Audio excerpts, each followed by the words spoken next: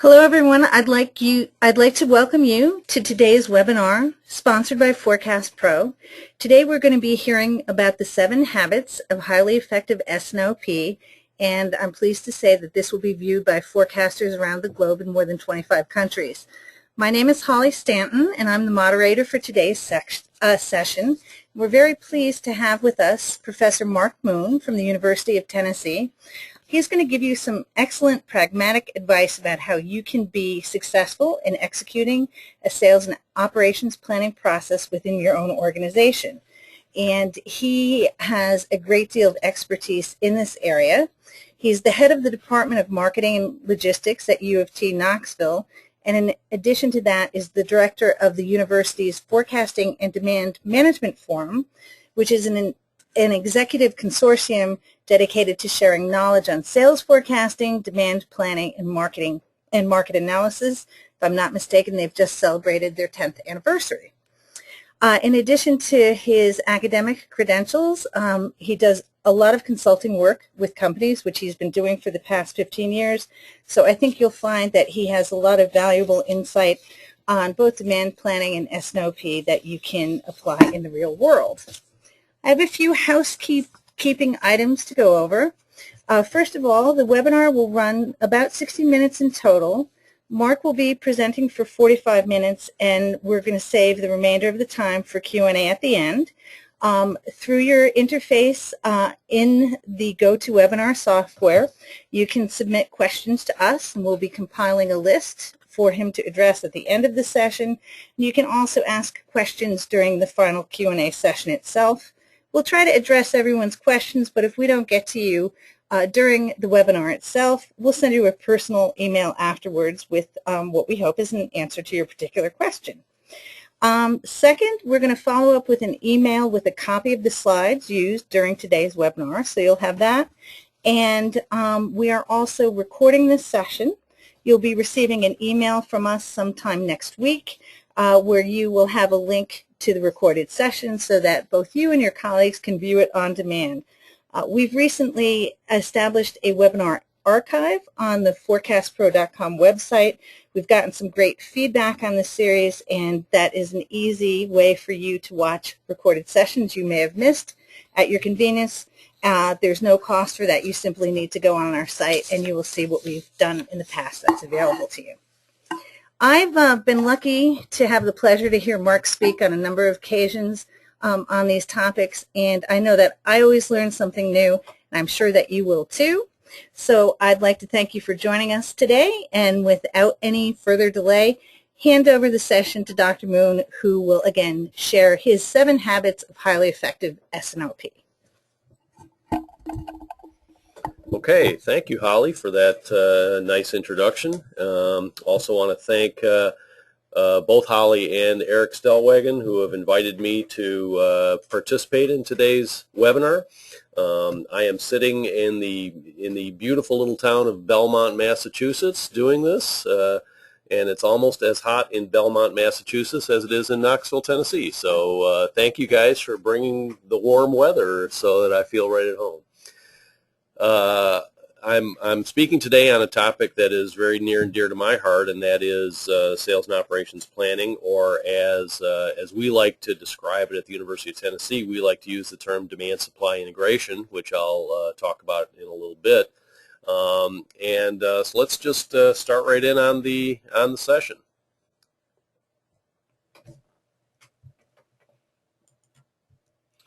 So today's agenda is, first of all, I want to do a little tribute to Dr. Stephen Covey, who developed the 7 habits. That's primarily so I don't get sued by him or anybody else.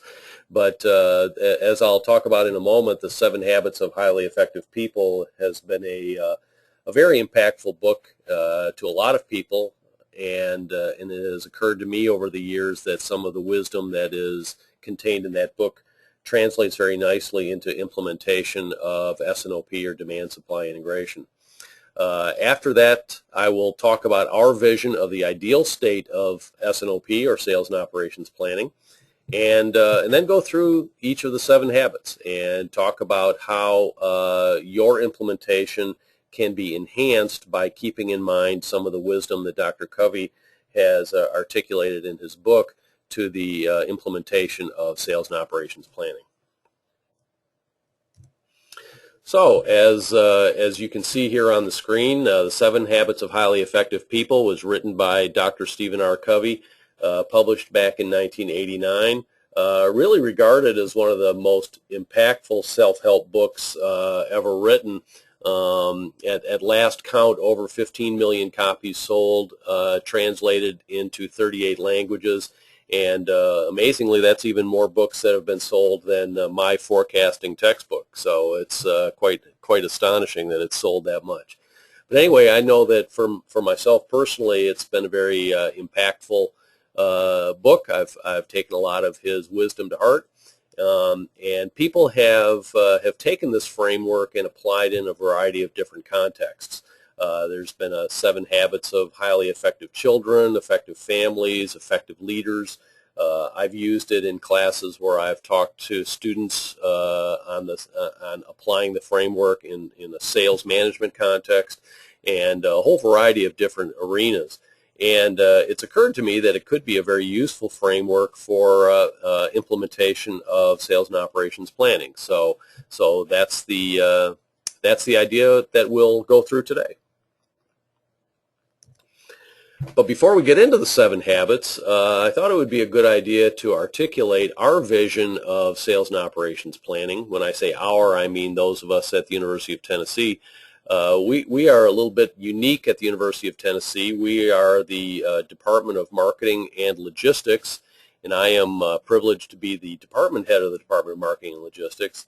And the interesting thing about our department is that because we're the Department of Marketing and Logistics, we have faculty who are very interested in demand side issues, and we also have faculty that are very interested in supply side issues. And we've leveraged that expertise into what we call demand supply integration, because we think that there's a lot of opportunity to have an impact on our students and on business practice by thinking not only about how organizations maximize demand and make supply more effective, but also how those two different functions within organizations work together. And to me, that's exactly what S&OP is trying to accomplish. So let's spend a few minutes just going over this vision that we have of what we think of as demand-supply integration. Demand-supply integration, which again is often referred to as S&OP, at some companies it's referred to as SIOP or SIOP, because some companies want to keep inventory very present in their minds. What it is, to me, is the process by which a company makes strategic decisions. That's a really important element of it.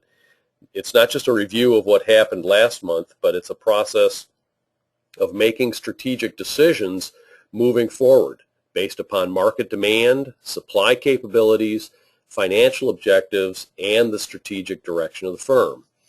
So why do companies do it? Well, to put it in real simple terms, companies do it so that marketing will create demand for products that can be produced, and so that operations will supply products for which there is demand. Novel concept, sounds easy on a slide, but of course the devil's in the details.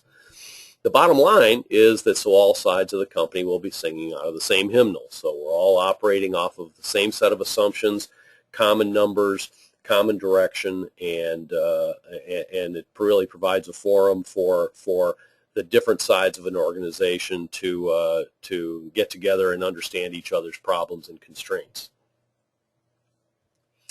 This graphic is designed to really articulate what we think of as the ideal state of demand-supply integration. And what you see on this chart is 5 circles. I like to put the world into these very simple formats here.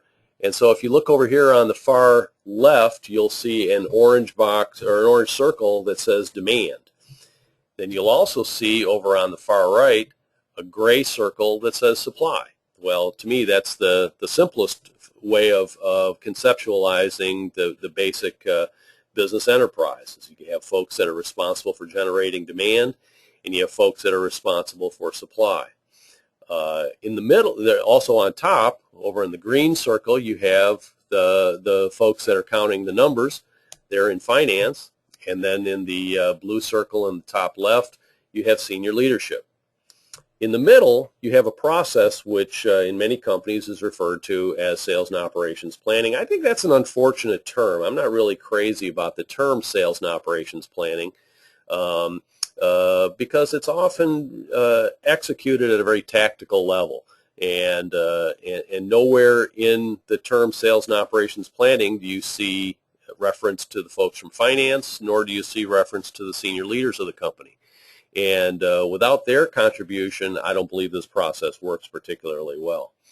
So that's one of the reasons why we refer to it as demand-supply integration. But at any rate, whatever term you use to describe it, you've got this process in the center that takes inputs.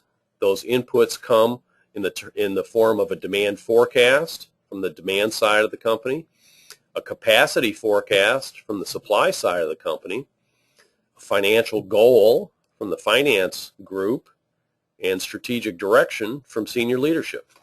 Those are what I think of as inputs to the demand-supply integration process. Of course, what the folks here in this room are most interested in, and I imagine many of you are also, is this arrow here called demand forecast, because that's, to me, the starting point of the process. So that demand forecast, along with a capacity forecast, really form the basis of the whole sales and operations planning process. What I think of it as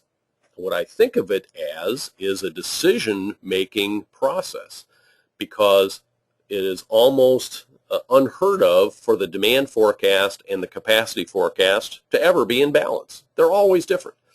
Demand in the marketplace is never quite the same as our ability to supply. So there has to be a set of decisions that are made by both demand side people and supply side people about what to do to bring demand and supply into balance. So that's the process that takes place in that DSI or sales and operations planning process. It takes different forms in different companies, series of meetings.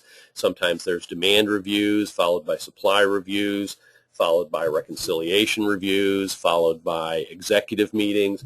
But at any rate, some process is put into place to balance demand and supply. So in very simple terms, that's, to me, the ideal state, or what we're trying to accomplish with a sales and operations planning process. Now, let's look at the 7 habits and see how those 7 habits might be applied to this notion of implementing a demand-supply integration, or S&OP process. For each of those 7 habits, I've got a quote from Dr. Covey's book that is intended to articulate what that habit, kind of encapsulate what that habit is. So habit number 1 he describes as be proactive. And I'll just read the quote. Your life doesn't just happen. Whether you know it or not, it is carefully designed by you. The choices, after all, are yours.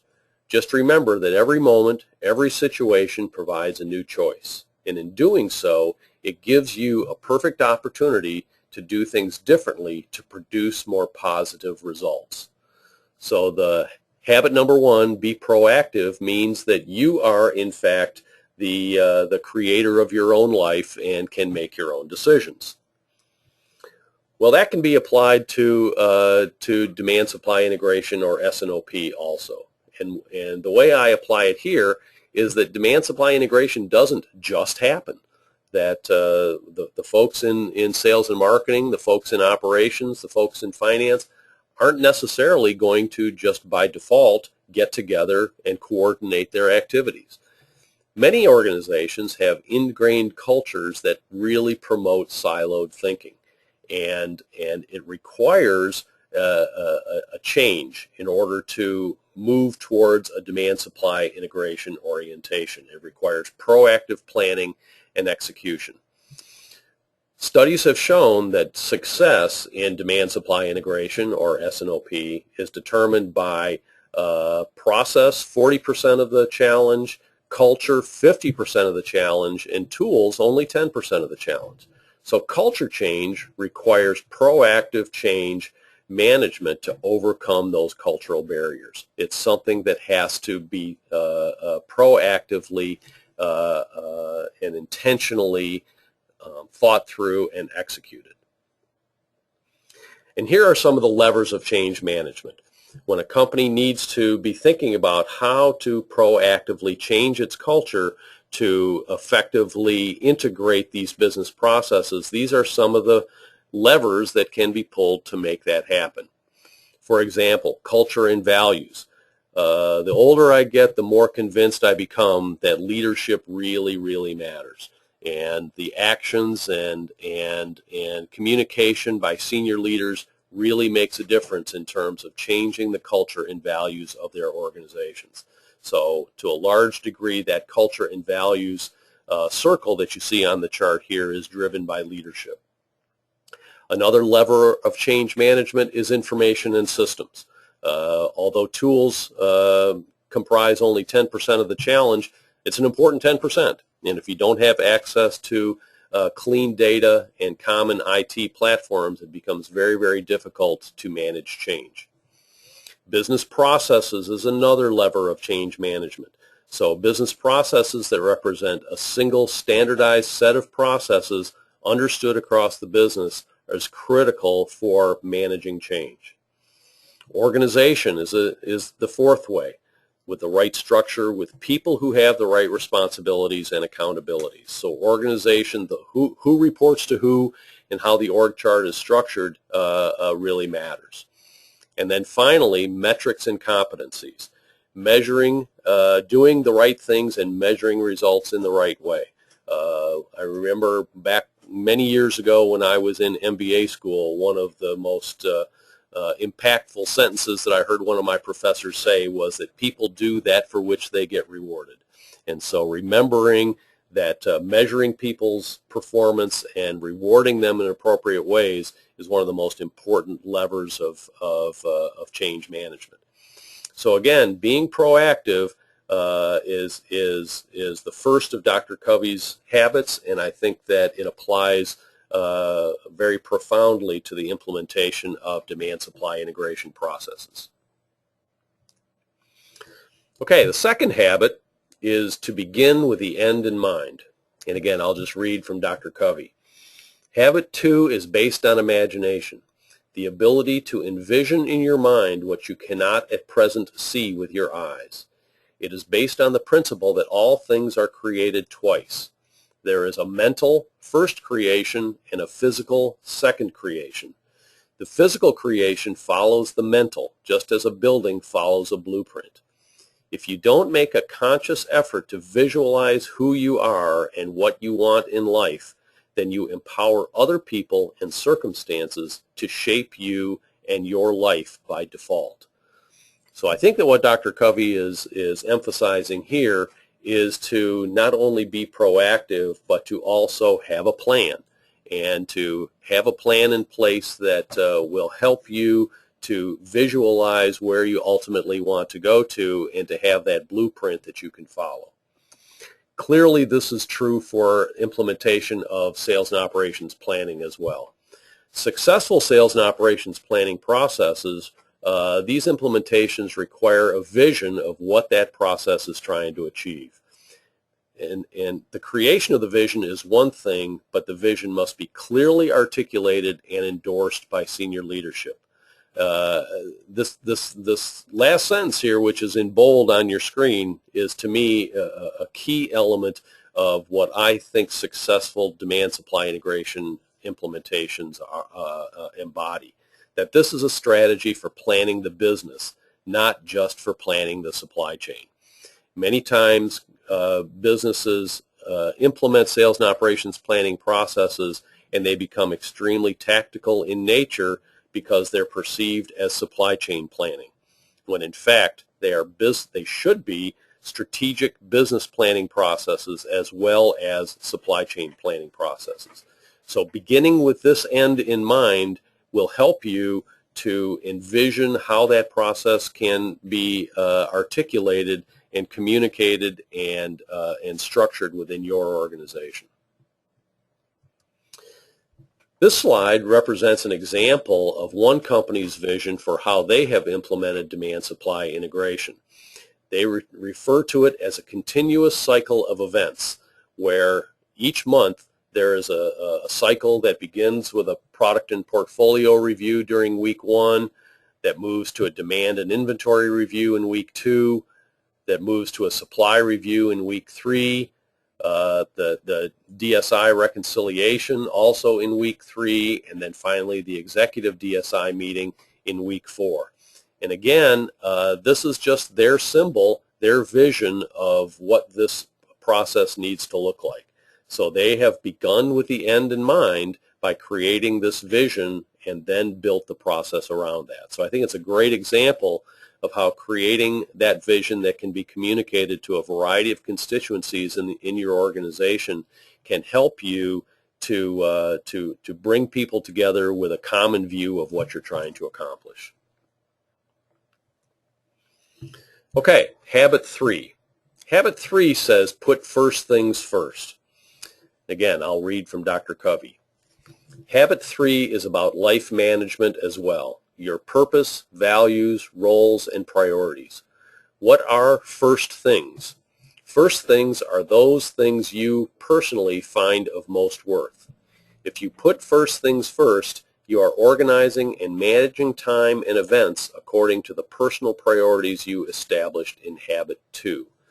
So this is about the idea from a personal life management standpoint, not of prioritizing your schedule, but rather of scheduling your priorities and making sure that the things that are important are in fact the things that you do. And that's true of designing and implementing a sales and operations planning process as well.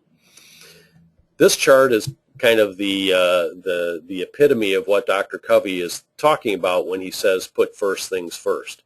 He encourages people to divide their lives into these 4 quadrants based on whether tasks that they need to get done are urgent or not urgent, important or not important. So quadrant 1 are things that are urgent and important. Quadrant 2 are things that are not urgent but important. Quadrant 3 are things that are not important but urgent. Quadrant 4 are those things that are neither urgent nor important. And here's, of course, what he encourages us all to do, and that is to eliminate quadrants 3 and 4. Don't do things that aren't important, and then to minimize the time spent in quadrant 1 by investing in quadrant 2. So what often happens in organizations, the key, of course, is to not prioritize what's on your schedule, but rather schedule your priorities. Now, here's what often happens in organizations. Sales and operations planning processes often spend an awful lot of their time in quadrant 1, looking at those things that are urgent. Are we going to make the annual operating plan this quarter? Are we going to make our numbers so that Wall Street will be happy today? And quadrant 2 is the place where you invest time and energy into making strategic decisions that will ultimately prevent you from being faced with all those urgent phone calls and screams from people that take up so much of your time in quadrant 1. So as an example, here's a demand planning process flow at one company that I've worked with. Now, I'm not going to bother going through all of this. The only thing that I want to communicate in this process flow is that all the important tasks on here are identified, priorities are scheduled, and everyone's responsibility and timeline is very clear. If you look up at the top, you see day -6, day -5, day -2, day 0. Their demand review is scheduled on day 0. There's a whole series of activities that have to take place before you get to the final day 0. And what this allows everyone to do is keep very, very clear on what their priorities are, what their responsibilities are, and it allows people to keep first things first and to work through their plan of getting the process completed in a timely way. Okay, habit 4. Habit 4 says to think win-win. Here's what Dr. Covey says about habit 4. Win-win sees life as a cooperative arena, not a competitive one. Win-win is a frame of mind and heart that constantly seeks mutual benefit in all human interactions. Win-win means agreements or solutions are mutually beneficial and satisfying. A person or organization that approaches conflicts with a win-win attitude possesses 3 vital character traits. First, integrity, sticking with your true feelings, values, and commitments. Second, maturity, expressing your ideas and feelings with courage and consideration for the ideas and feelings of others. And an abundance mentality, believing there is plenty for everyone. Of all the habits, I think win-win, habit number 4, might be the most relevant to what organizations are trying to accomplish in demand-supply integration and sales and operations planning.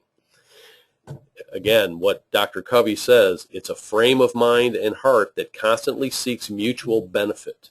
It means agreements or solutions are mutually beneficial and satisfying. I think we've all experienced situations in organizations where these processes break down because there's a lack of trust between developers and users of forecasts. So I'll just throw out the next set of questions and see if any of you in your company, do any of these situations ring true to you? Does manufacturing complain that sales overstates demand forecasts, doesn't sell the product, and then supply chain gets blamed for too much inventory? I'll bet that sounds familiar to a few of you. Does the sales team complain that manufacturing can't deliver on its production commitments and it's hurting sales? I'll bet that sounds familiar too. Does manufacturing complain that the sales team doesn't let them know when new product introductions should be scheduled, and then they complain about missed customer commitments?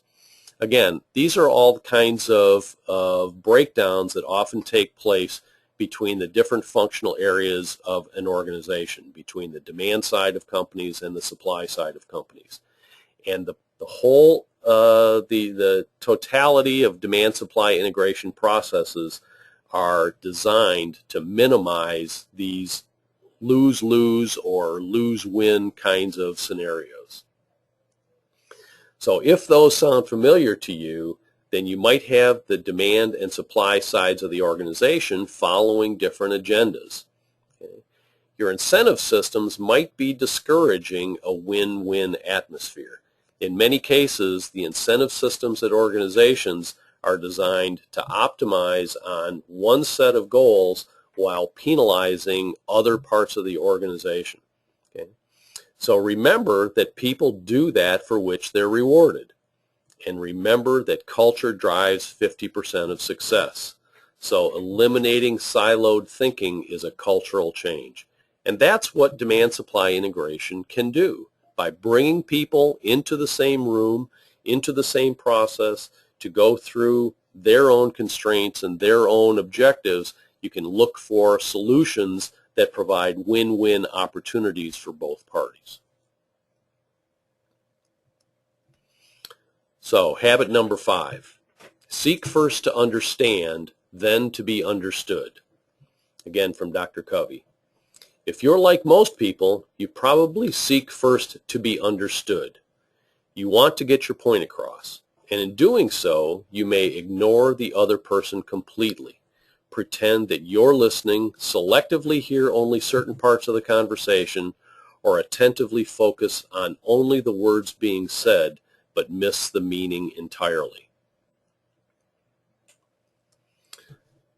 The essence of demand-supply integration, or S&OP, is to provide a forum where the primary business functions can articulate their opportunities and constraints and then make forward-looking plans.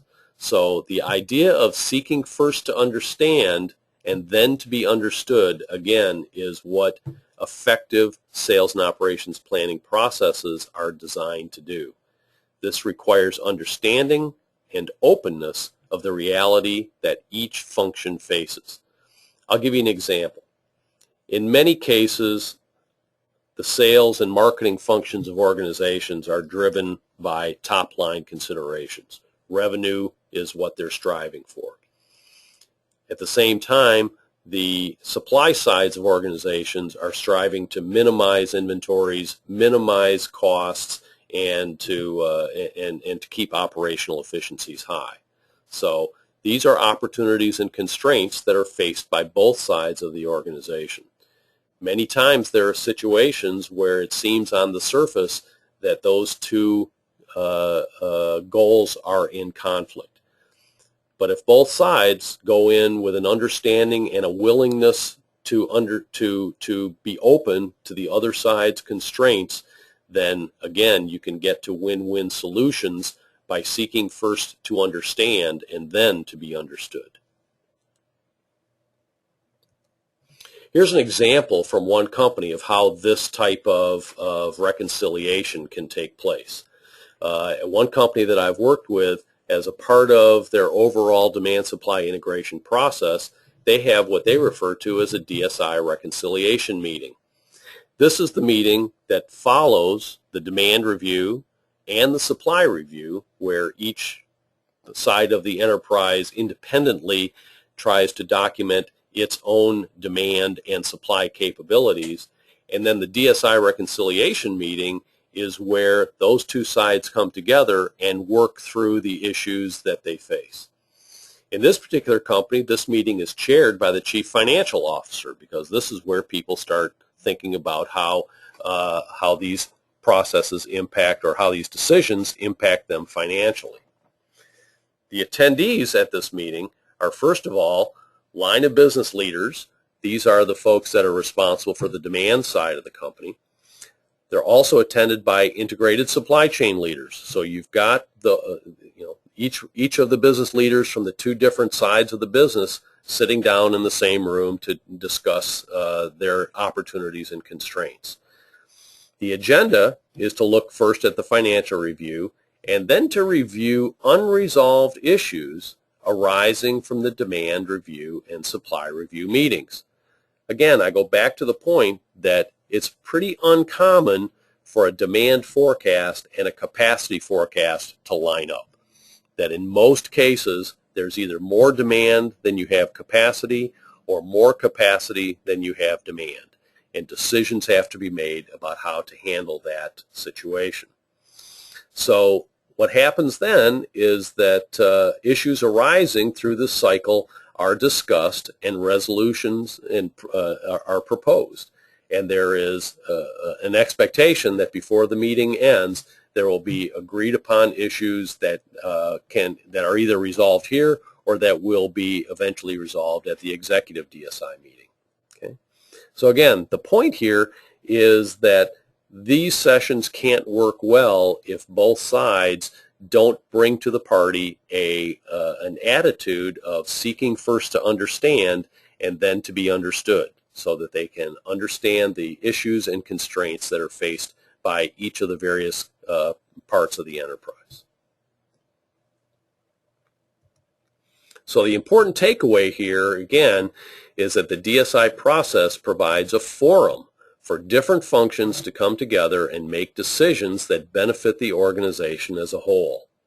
It will not work if turf protection is the order of the day, and it will work if participants seek first to understand and then to be understood. Okay, habit number 6. Habit number 6 is to synergize. To put it simply, synergy means two heads are better than one. Synergize is the habit of creative cooperation. It is teamwork, open-mindedness, and the adventure of finding new solutions to old problems. But it doesn't just happen on its own. It's a process, and through that process, people bring all their personal experience and expertise to the table. Together, they can produce far better results than they could individually. Valuing differences is what really drives synergy. And again, this strikes me as being highly relevant to the process of sales and operations planning or demand supply integration. where valuing differences is what drives that synergy. For an effective DSI process, all of the supporting processes have to be working. So, for example, procurement, sales management, supply chain management, resource management, logistics, portfolio management, demand management, market management, all of these various processes have to be working in concert in order for the process to be effective. Each function brings critical insights to the process, and when each function values the insights of the others, the whole is greater than the sum of the parts. I think, for example, just about the process of creating demand forecasts, which is part of the DSI process. Sales management brings a perspective that is a valuable perspective. Project management brings a perspective. Sales or product management brings a perspective. Each of these different groups brings a perspective. One is not correct at the expense of the other. They all just present different perspectives. When the attitude of the group is to synergize, then all of those perspectives are valued and the whole becomes greater than the sum of the parts. And to me, that's really what the notion of synergize is trying to accomplish. And then the final habit. Habit number 7 is sharpen the saw. And sharpen the saw means preserving and enhancing the greatest asset you have, you. It means having a balanced program of self-renewal. And for those of you that have read Dr. Covey's book, his analogy here, where he gets the term sharpen the saw, means you can work really, really hard at trying to cut down a tree, and it will take you forever unless you spend a little bit of time and sharpen the saw. Then the work becomes much, much easier. And that's what he's trying to communicate here, is a balanced program of self-renewal, taking a break, sharpening your own skill sets and your own capabilities, then allowing your efforts to be more effective. In this context, sharpen the saw or renewal means continuous enhancement of the attitudes, knowledge, and skills that are needed to be effective in demand-supply integration and S&OP. And this enhancement takes place through education and training. Everyone involved in an S&OP process, from demand planners to sales, product managers, supply chain, to senior executives, really needs education on the goals, strategies, and tactics of the S&OP process.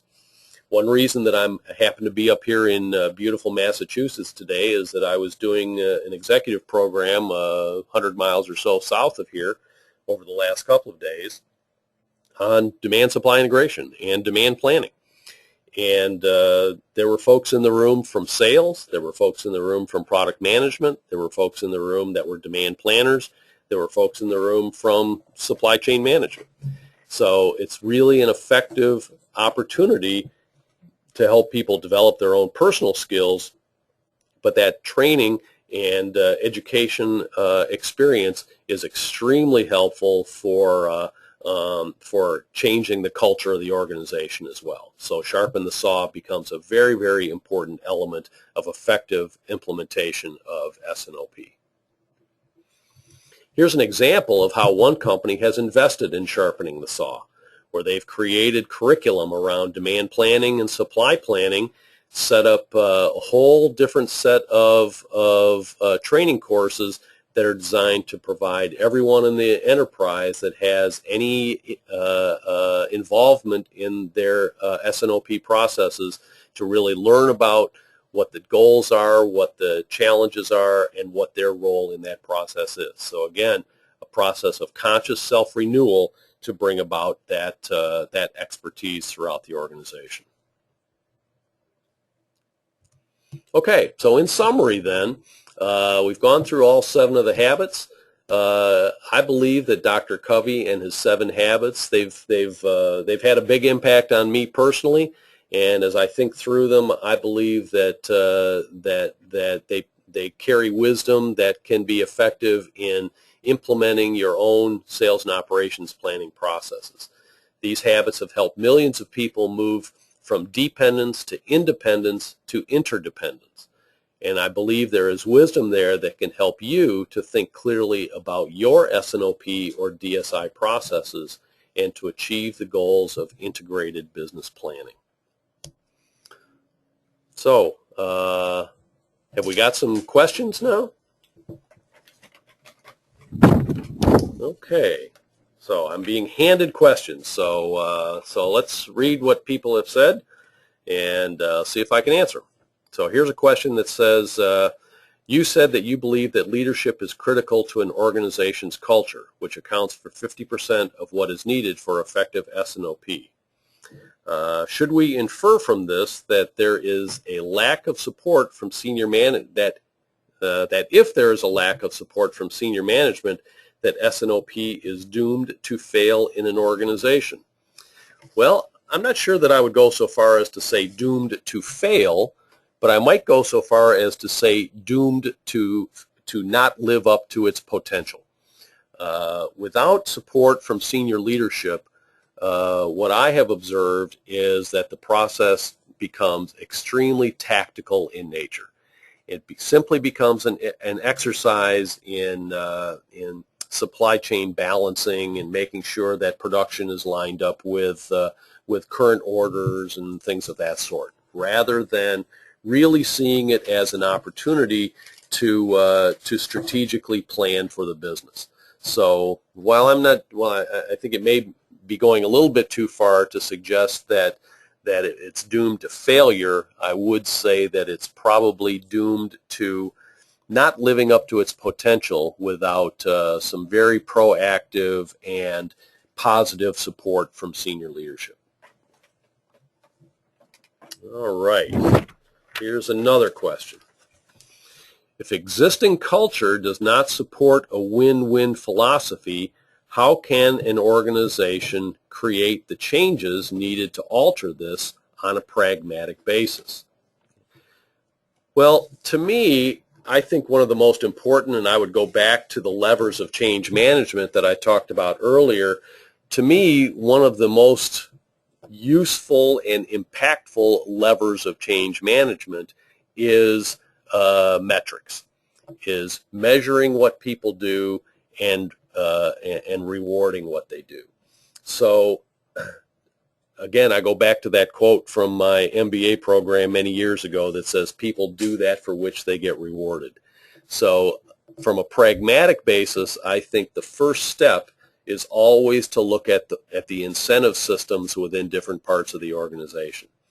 If those incentive systems are not in alignment, or if those incentive systems are encouraging win-lose situations, then those incentive systems need to be reevaluated. And that's what often happens. You often find situations where you're in a win-lose situation. So that's the way I would answer that one. So, Holly, have we got other questions there? Holly's writing furiously. Okay, here's another one. You said tools account for 10% of success, but still are critical. What are the key tools and support generally needed for effective S&OP?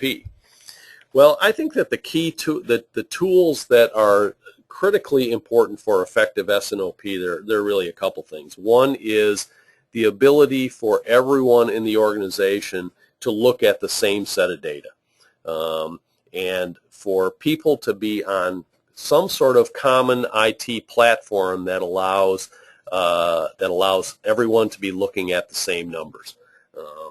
One thing that I've seen that really undermines S&OP processes within organizations is, and I'm not just saying this, Eric, because I'm sitting in Forecast Pro headquarters right now, but way too many companies out there are using Excel as a way to do their as a way of doing their forecasting. And what you end up with is data on people's desktops.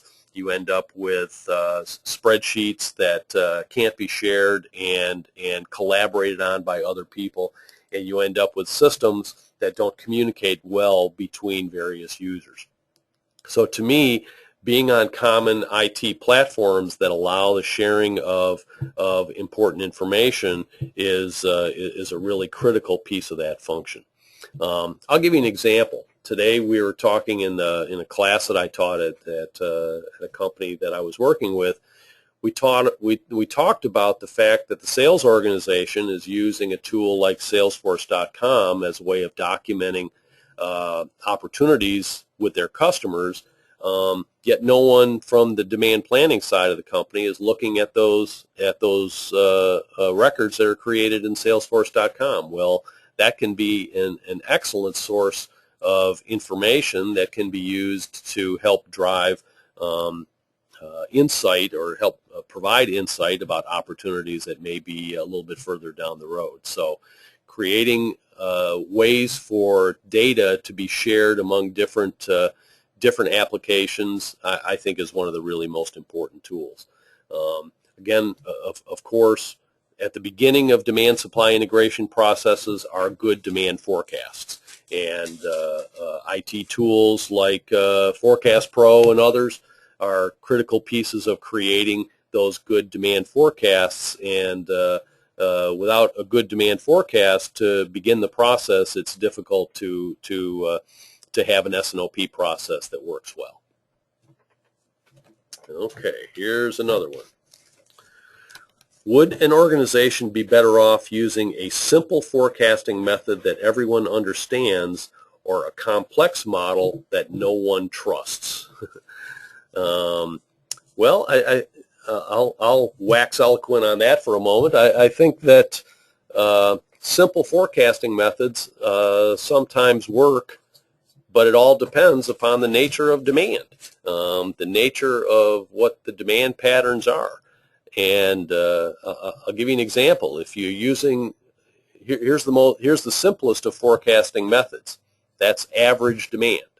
Well, if you just use average demand, but you've got a lot of seasonality in your demand patterns, if you use average, it's not going to work very well. Whether people understand a more complex statistical algorithm that does a better job of modeling demand or not, everyone understands averages, but that's just not the right tool to fit that job. So I think that people throughout the organization need to have some trust in the demand planners to know that what they're looking at, the tools that they're using, are tools that are the best tools to fit the job. So I would advocate using the right tool, not necessarily the most simple one, because the simple one sometimes isn't the right one. Eric's nodding his head over there. I think he agrees with that. All right, here's another one. What aspect of S&OP do companies generally underestimate when trying to establish a process within their company? What tends to cause the biggest headaches? Well, that's a great question. What do companies generally underestimate? Well, or what tends to cause the biggest headaches? In my experience, what causes the biggest headaches is the fact that oftentimes the organization that is the least willing to participate in sales and operations planning processes is the sales organization. Sales organizations are usually critical components to understanding the nature of demand at companies. Yet, in many cases, there is a culture where the sales force says, this is not part of my job. Why should I be doing this? And so the critical element of getting sales force participation is one that many companies struggle with. There's one company that we've done some training for over the last few years, and at this particular company, they have struggled mightily to get their demand side personnel into the training classes. There always seem to be excuses why the sales and marketing folks can't make it. And I think that's unfortunate, because in many cases, the sales and marketing folks are the ones who really need to be more active participants in the S&OP process than they are today. So I would, I'm not sure that companies underestimate that, but it tends to cause the biggest headache is getting engagement from sales and marketing. Okay, good questions. Okay, here's one for a production company. How does one make the sales department understand that sales and production must cooperate? And sales should not ask the question, are we a sales or production company? Every time production says it is not possible to produce needed product. Well, great question.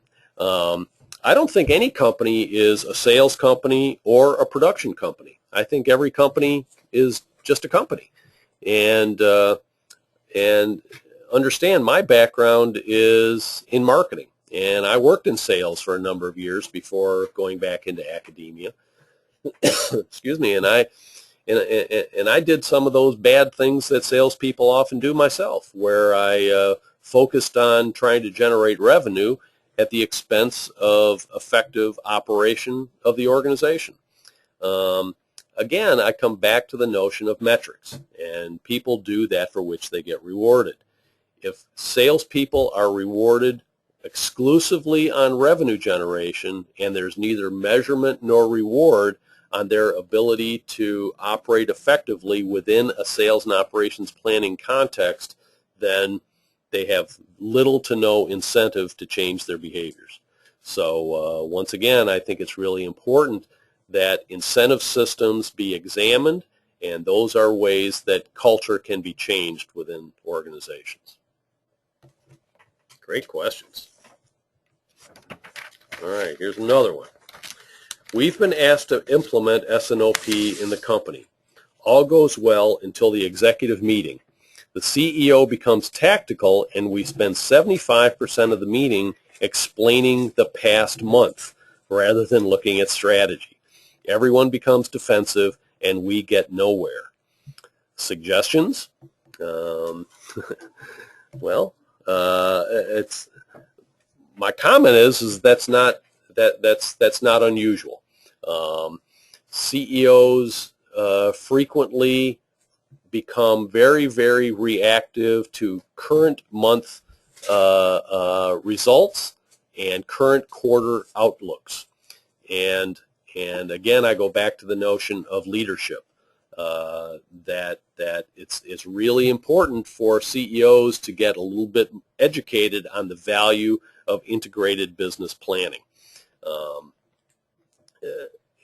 And boy, it's how do you train the boss? Well, that's a challenge to do, is training the boss.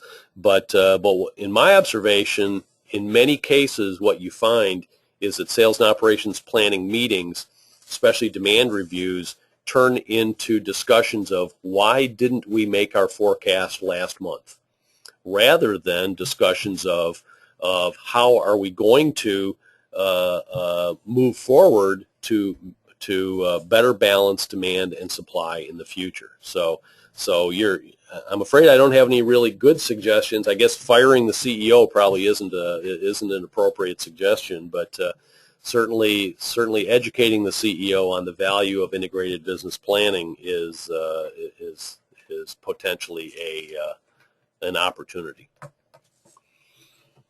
Okay, we may have time for maybe one more question, one or two. Okay.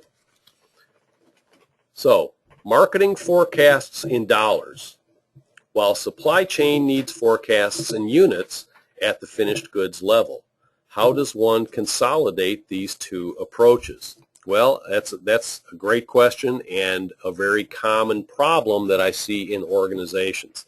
Both sales and marketing are often asked to forecast, but the easiest way for them to forecast is to forecast in dollars. My comment is that unless your manufacturing facilities have dollars rolling off the end of the production line, I'm not sure what good it does to forecast in dollars. It may help out the finance people, but for sales and marketing to be participating in an overall sales and operations planning process where they need to be helping to drive the supply chain, they need to be thinking in physical units. And there are lots of things that can be done to make that task less onerous for the salespeople. For example, there's no need for every salesperson to forecast every product or every customer. Salespeople ought to only forecast those products or customers where they really have insight, where they really have knowledge, and where they can really make a difference. So I don't think it's necessarily wise to ask sales or marketing to forecast everything, but to just focus on those areas where they really know something and where their knowledge can help drive more accurate forecasts. Okay, last question. How do you convince the CEO that he should chair the executive S&OP meeting, not the demand manager? Well, maybe call me up and have me talk to him. I guess I don't know. That's a difficult thing to sell. I will relay to you the story of one company, and I can use their name because they presented at our forecasting forum meetings before. John Deere, I'm sure you've all heard of John Deere, very, very successful company. They have created a culture at John Deere that is driven by the CEO, and the CEO makes it very, very clear that the executive S&OP meeting is a meeting that everybody attends. He is taking attendance at these meetings. If you are not a participant, you get a nasty gram from the CEO asking why you weren't there. The meetings are posted months in advance so that everyone can work their calendar around these meetings. And even sales executives are told, and the culture at John Deere is one that says, even if you have an important customer meeting, the customer will wait, because these executive S&OP meetings are how we run our business. So now somebody convinced that CEO that that was the way that they needed to run their business. How they did that, I wish I knew. If I had that secret sauce, I'd sell it. But I'm afraid I don't. Again, it's a culture issue. It's an issue that is a leadership kind of issue, and getting senior executives bought into the idea of integrated business planning as a way to run the business is an enormous challenge.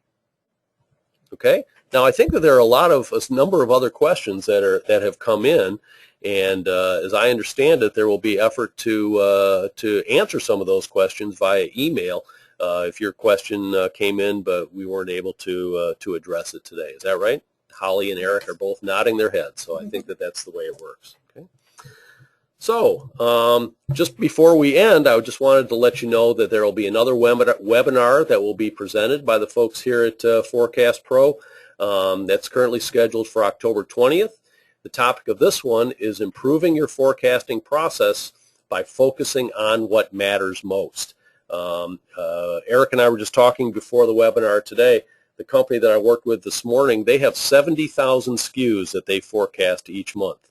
Obviously, they're not going to go through those SKUs one by one. So James Berry, who is a Forecast Pro Senior Consultant, will have some ideas to share with you at that next webinar about how to make processes more efficient using things like Pareto analysis and exception rule analysis and things like that to make your forecasting process more effective by focusing on what matters most. So I just like to thank everyone for taking the time to sit in on today's webinar, and I hope it was valuable, and I think that's it.